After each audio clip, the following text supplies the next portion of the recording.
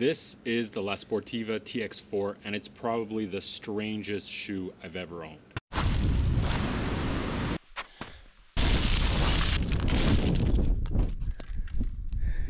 The TX4 is an approach shoe, and that is some kind of hybrid between a climbing shoe, a light hiking shoe, some kind of boot, a trail runner, and who knows what else. So when I'm wearing the shoe, I feel like I'm looking down at a real climbing shoe.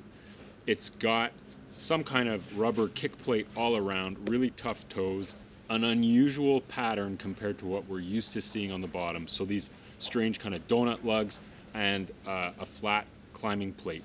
I've only used the shoes for a weekend, so this is sort of a first impressions video.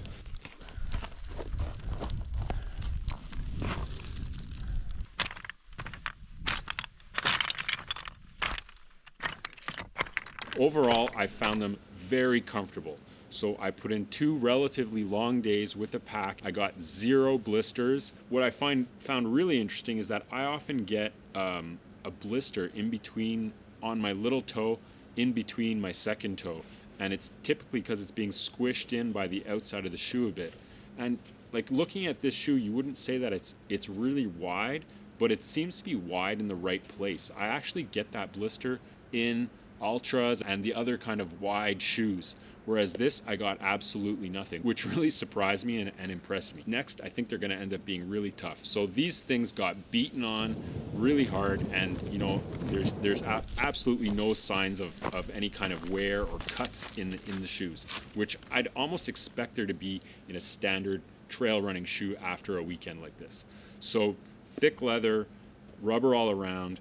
The sole, it's a Vibram sole, so overall, I don't think there's any concern about durability there.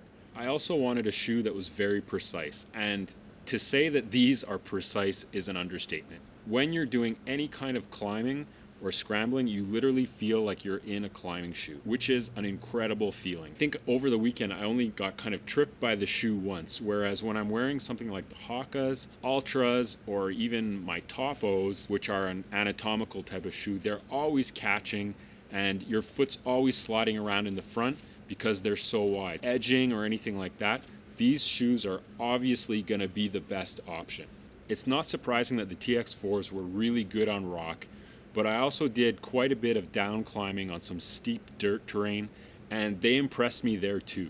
So you'd kind of expect or assume that you need some kind of sharp lug pattern to get good grip. Clearly not the case. They worked really well. Anyone who's concerned that the little donut lugs won't work, well, that's just not an issue.